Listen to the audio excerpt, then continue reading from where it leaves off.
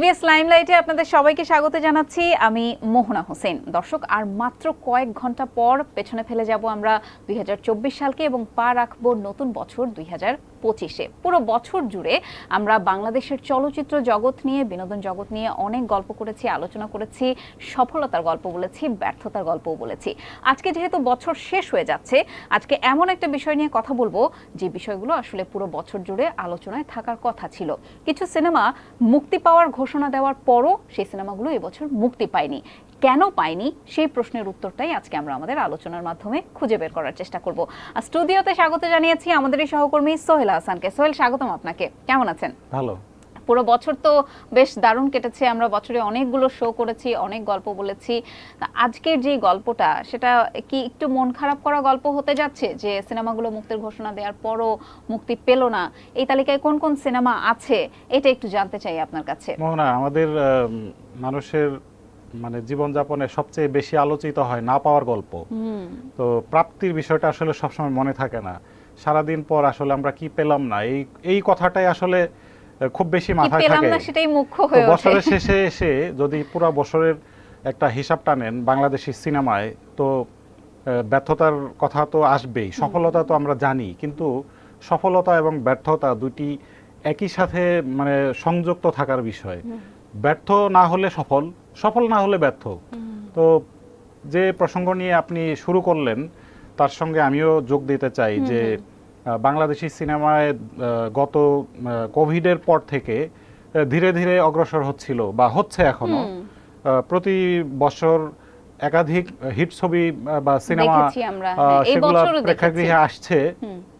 তো এই বছরও অনেকগুলো আলোচনার সিনেমা ছিল এবং আমি যেটা মনে করি, বা আমরা যখন ফিল্ডে কাজ করি আমরা তো আসলে মাঠের যে সিচুয়েশন সেগুলো বোঝার চেষ্টা করি এবং আমরা হয়তো কিছুটা আভাস পাই। তো যে সিনেমাগুলো বাংলাদেশে গত এই 2024 সালের পুরো সময়টায় রিলিজ হয়েছে, এই রকম এর মধ্যে যে সিনেমাগুলোর মানে দর্শকপ্রিয় হয়েছে বা আলোচনায় থেকেছে, এইরকম আলোচনায় থাকার মতো আরো একাধিক সিনেমা ছিল।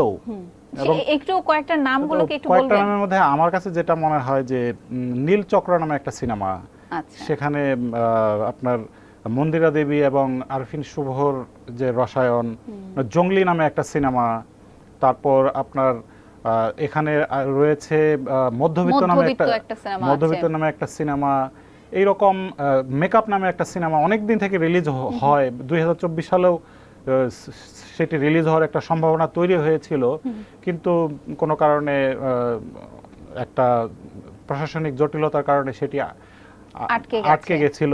আবার সেটি রিলিজের শব্দ শোনা যাচ্ছে। আচ্ছা, এরকম আরো অনেকগুলো সিনেমার কথা আমি জানি। তো সিনেমাগুলা কেন রিলিজ হলো না, এই প্রশ্নটা আপনি করবেন এরপরই, আমি জানি। তা আমি একটু এগিয়ে থাকি। সিনেমাগুলো রিলিজ না হওয়ার জন্য, যেমন জঙ্গলি সিনেমাটায় গত 2024-এর প্রথম ঈদে, রোজার ঈদে রিলিজ হওয়ার একটা ঘোষণা আসলো ডিরেক্টর এম রাহিম। তো তিনি কি কারণে যেন হঠাৎ করেই একটা টেকনিক্যাল কারণ দেখিয়ে সিনেমাটি রিলিজ পিছিয়ে দিলেন, যেটি পরবর্তী ঈদেও আসলো না। এবং তারপরে তো নানা সময় নানা কিছু করার পর রাজনৈতিক একটা অস্থিরতার তারপর আবার স্বাভাবিক হওয়ার পরও তিনি আসলে সিনেমাটি রিলিজের কোনো ঘোষণা দিতে পারেন নাই এখনো।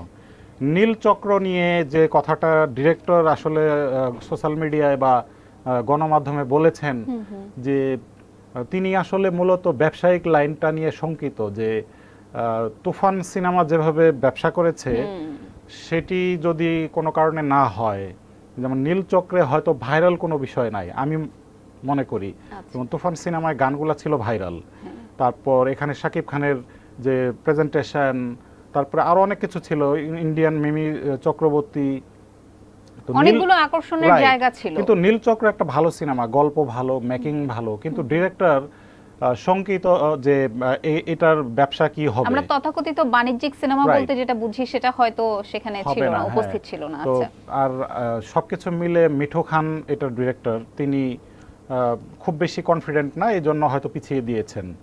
এটা তো গেল নীল চক্রের কথা। মধ্যবিত্ত সিনেমাটা এই বছর মানে এই ডিসেম্বর মাসে রিলিজ হওয়ার কথা ছিল, কোনো একটা মানে ঘটনাক্রমে সিনেমাটি জানুয়ারি মাসে ডাইভার্ট হয়ে গিয়েছে। এইরকম হাতে থাকা যে সিনেমাগুলো এক একটার এক এক ধরনের প্রেক্ষাপট, যেমন কেউ হয়তো ডিরেক্টর ভাবছে যে রিলিজ হওয়া দরকার, প্রডিউসার ভাবছে যে একটু ভালো সময় আসুক। তো বাংলাদেশি সিনেমায় যে ক্রান্তিকাল সেটা কিন্তু চলমান। তো সিনেমা যদি রিলিজ না দেওয়া যায় তাহলে ক্রান্তিকালটা কাটবে কিভাবে? তো এখন সিনেমার আপনি যখন সিনেমা নির্মাণ করতে যাচ্ছেন তখনই কিন্তু বাস্তবতাগুলো মাথায় রাখা উচিত যে বাংলাদেশের সিনেমা হল কতগুলো চালু আছে, বা তুফানের মতো একটা সিনেমা কতগুলা হল ওপেন করতে পারে, সেই বাস্তবতা নিয়ে আসলে ইনভেস্ট করা উচিত। কিন্তু আমরা যখন ইনভেস্ট করি বা আমরা যখন সিনেমা তৈরি করি দেখি যে ডিরেক্টররা সিনেমা তৈরি করছে, প্রডিউসাররা ইনভেস্ট করছে, সেই সময়গুলোতে কি হয়, একটা মানে সেই রিলিজের হিসাবগুলো মাথায় রাখা হয় না, যে কারণে বিগ কাস্টিং, খুবই ব্যয়বহুল একটা খরচ, একটা আয়োজন, একটা প্রচারণা, আড়ম্বরপূর্ণ একটা অনেক কিছু পরিস্থিতি স্বপ্ন দেখা দেখা শুরু হয়। কিন্তু সিনেমাগুলো রিলিজ না হইলে এই স্বপ্নগুলা খুবই মানে চাপা পড়ে যায় এবং অঙ্কুরে বিনষ্ট হয়, এবং ভালো ভালো অভিনয় শিল্পী বা ডিরেক্টর বা কলাকুশলীরা নিরুৎসাহিত হয় পরবর্তী আরেকটা সিনেমা তৈরি করার জন্য বা কাজ করার জন্য। তো আমি আপনার মাধ্যমে, এই শোর মাধ্যমে সংশ্লিষ্টদের বলতে চাই যে সিনেমার তৈরি করার সময় আসলে রিলিজ প্ল্যানটা থাকা উচিত, যে রিলিজ প্ল্যান বা ব্যবসায়িক হিসাবটা করেই সিনেমা নামা উচিত। এটা আমার ধারণা, মানে আমার ব্যক্তিগত ধারণা যে প্রোডিউসার বা ডিরেক্টর যারা আছেন ওনারা বোধহয় চিন্তাটা করেনি, কিন্তু আমরা আসলে রাজনৈতিকভাবে এবং বাংলাদেশের সার্বিক প্রেক্ষাপট এতটা অস্থিতিশীল হয়ে আছে যে কখন কি ঘটছে বলা যাচ্ছে না, এই ট্র্যাপে বোধহয় ওনারাও কিছুটা পড়ে গেছেন।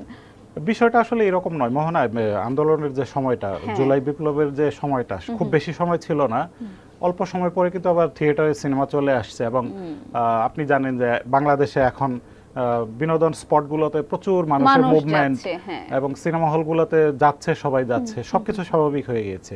তো সেই জায়গা থেকে শুধু একটা আন্দোলন বা একদিনের একটা রাজনৈতিক অস্থিতিশীল পরিস্থিতিকে আপনি ব্যাখ্যা দাঁড় করাতে পারবেন না। কিন্তু একটা সিনেমা কিন্তু অনেক দিন থেকে চলে, একদিনে কিন্তু সিনেমার ব্যবসা হয় না। যেমন তুফান সিনেমা কিন্তু চলছেই, বা এর আগে প্রিয়তমা চলছেই। তো সেইভাবে আপনাকে মনোযোগ দিয়ে সিনেমা তৈরি করতে হবে। যদি একটা সিনেমা রিলিজ না হয়, ক্ষতি কতগুলো লোকের দেখেন, যে প্রোডিউসারের ক্ষতি। রাইট, এই প্রশ্নটা আমি করতে চাচ্ছিলাম যে আমরা কেন আসলে এই বিষয়টাকে এত গুরুত্ব দিয়ে আলোচনা করছি যে সিনেমা কিছু রিলিজ হয়নি, এতে ক্ষতিটা আসলে কার? প্রোডিউসারের তো অবশ্যই ক্ষতি, কারণ প্রোডিউসার প্রথম এই সিনেমাটা ইনভেস্ট করে, এই সিনেমার যে পুরা মানে অর্থ বা অর্থায়ন, এটা প্রোডিউসারের কাছ থেকে আসে, কোনো সন্দেহ নাই।